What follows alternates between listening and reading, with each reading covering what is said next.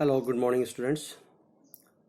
Class ninth के बच्चे जो हिंदी पढ़ने वाले हैं, आज हम एक नई कविता लेकर आए हैं आपके सामने। कविता संख्या है 9 और कविता का नाम है मेघ आए, यानी बादलों के ऊपर कविता लिखी गई है। और इस कविता को लिखने वाले कवि का नाम है सर्वेश्वर दयाल सक्सेना। तो कविता कुछ इस प्रकार से है। क्लास 9 के बच्चे देखिए, यहाँ लिखा है, इधर लिखा है, देखो पहली पंक्ति, मेघ आए बड़े बन ठन के संवर के। बादलों के बारे में कह रहा है कवि, ठीक है। इधर देखो, मेघ आए बड़े बन ठन के संवर के, आगे आगे नाचती गाती बयार चली, दरवाजे खिड़कियां खुलने लगी गली गली, पाहुन जो आए हों गांव में शहर के, मेघ आए बड़े बन ठन के संवर के। पेड़ झुक झांकने लगे गर्दन उचकाए, आंधी चली धूल भागी घाघरा उठाए, बांकी चितवन उठा नदी ठिठकी घूंघट सरके, मेघ आए बड़े बन ठन के संवर के। बूढ़े पीपल ने आगे बढ़कर जुहार की, बरस सूधी लीन्ही, बोली अकुलाई लता ओट हो किवार की, हरसाया ताल लाया पानी परात भर के, मेघ आए बड़े बन ठन के संवर के। आखिरी पंक्ति है चारों, क्षितिज अटारी गहराई दामनी धमकी, क्षमा करो गांठ खुल गई अब भरम की, बांध टूटा झरझर मिलन के अश्रु ढरके। अश्रु का अर्थ होता है आंसू।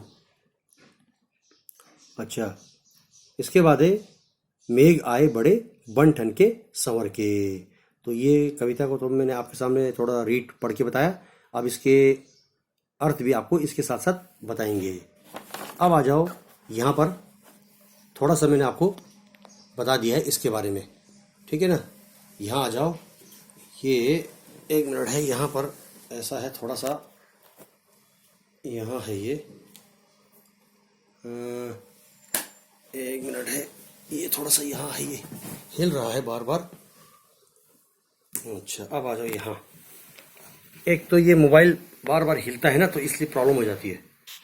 अब यहाँ से आ जाओ, देखो इधर जो कविता अभी मैंने आपके सामने पढ़ के बताया, और उस कविता को लिखने वाले कवि का नाम है सर्वेश्वर दयाल सक्सेना। क्लास 9 कवि परिचय।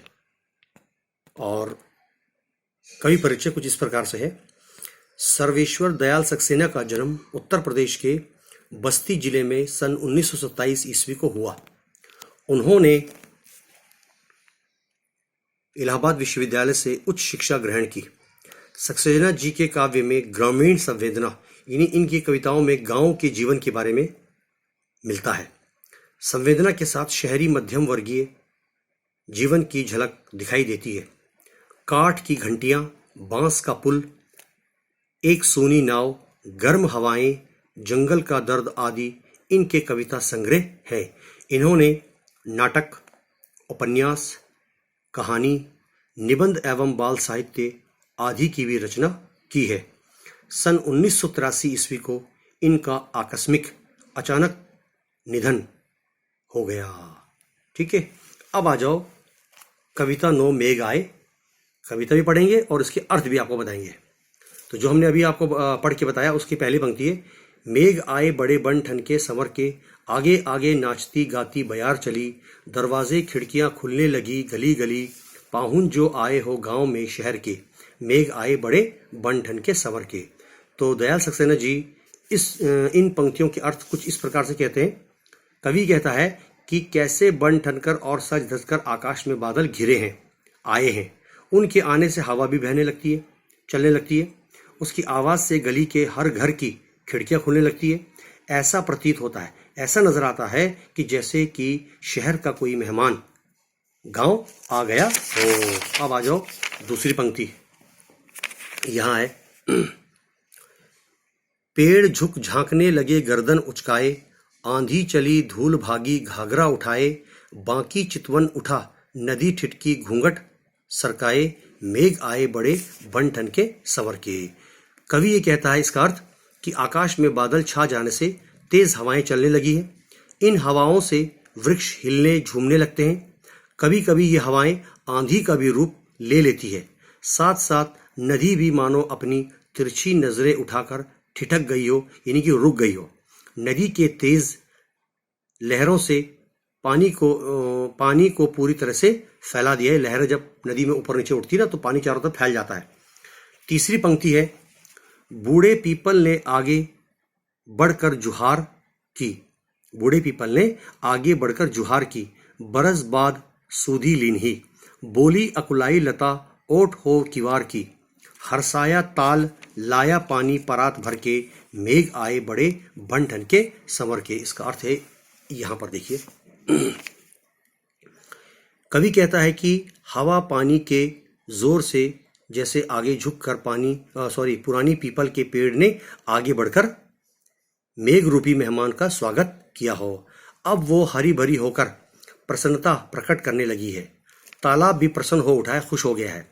वो मेघ रूपी मेहमान के पैर धोने के लिए पानी की परात भरकर उसके लिए लाया है। चौथी और अंतिम पंक्ति है, क्षितिज अटारी गहराई दामनी दमकी। क्षमा करो गांठ खुल गई अब भरम की। बांध टूटा झरझर मिलन के अश्रु ढरके। मेघ आए बड़े बन ठन के संवर के। सक्सेना जी कहते हैं इन पंक्तियों में, कविता की इन पंक्तियों में कवि का अर्थ है कि इसके बाद क्षितिज यानी कि किनारा, क्षितिज रूपी भवन गहरा उठा है, अर्थात आकाश में बादल छा गए हैं। अटारी पर पहुंचे मेहमान की भांति, मेहमान के तरह साथ साथ अब भरम की कोई भी शक शुबा उसकी गांठ भी खुल गई है। यानी कि अब आकाश में बादल नहीं छा सकते और ना ही पानी बरसेगा, ऐसा लगता है, क्योंकि प्रियतम अपने प्रियतमा से मिलने नहीं जा पाएगा। इन बातों को सुनकर बादलों के सब्र का बांध टूट गया है। फिर क्या था, वर्षा रूपी आंखों से मिलन के समय प्रसन्नता के आंसू बूंदों के रूप में निकल पड़े। अर्थात इसका अर्थ होता है वर्षा बारिश होने लगी, ये इसका अर्थ है। ठीक है ना, तो आप लोग यहाँ तक पढ़िए और इसके बाद है इसके सर्वशील का हो गया। ठीक है, तो ये था और इसके प्रश्नोत्तर तो ये है, मेरे पास नहीं है, आपके पास किताब होगा तो उसमें आप इनको लिख लीजिए। ठीक है ना, यहाँ पर है, देखो ये इधर देखो, यहाँ पर है क्लास 9th सर्वेश्वर दयाल सक्सेना कवि परिचय, यानी कि पोएट के बारे में क्या है, उसकी लाइफ के बारे में थोड़ा बता दिया और मैंने आपको ये पढ़कर बता दिया पूरा। देखो ये मेघ आए, इसको हमने ज़ेरॉक्स करके इसके आधार पर पढ़ाना पड़ता है ऐसे, ये देखो। ठीक है ना, और उसके बाद है कविता मैंने आपको एक बार रीड किया, पढ़ा दिया। उसके बाद अगले पेज पर है हर कविता के 4-4 लाइनें, 4-4 पंक्ति है, तो इनको हमने अलग अलग हिस्सों में रखा है। तो यानी कि 1 और 2 3 4 हमने रखा है इसको 4 भाग में। ठीक है ना, तो इसके अर्थ भी पढ़ा भी दिया, इसके साथ साथ इसके आपको अर्थ भी बता दिए। तो इनको आप अच्छी तरह से पढ़िए, घर पे प्रैक्टिस करते रहिए रीडिंग का, याद करने का। ठीक है, और अब स्कूल क्या पता खुलता है या नहीं खुलता है, तो जैसा भी होगा वो आपको बाद में मालूम हो जाएगा। बहरहाल इनको आप अच्छी तरह से पढ़ते रहिए, समझते रहिए, और जहाँ आपको समझ में नहीं आ रहा है तो हमारा ये माइक्रोसॉफ्ट टीम क्लास भी 15 मई से स्टार्ट हो गया है, तो उसके आधार पर भी हमने क्लास मंडे से शुरू कर देंगे। ठीक है ना, क्लास ये मंडे से हम क्लास 8 को करेंगे और मंडे को ही क्लास 9th और मंडे को ही क्लास 10 का ये माइक्रोसॉफ्ट जो टीम हमारा शुरू हुआ है ऑनलाइन क्लास, ये हम शुरू करने जा रहे हैं। ठीक है ना, तो इसको आप पढ़ते रहिए और समझते भी रहिएगा। धन्यवाद बहुत बहुत।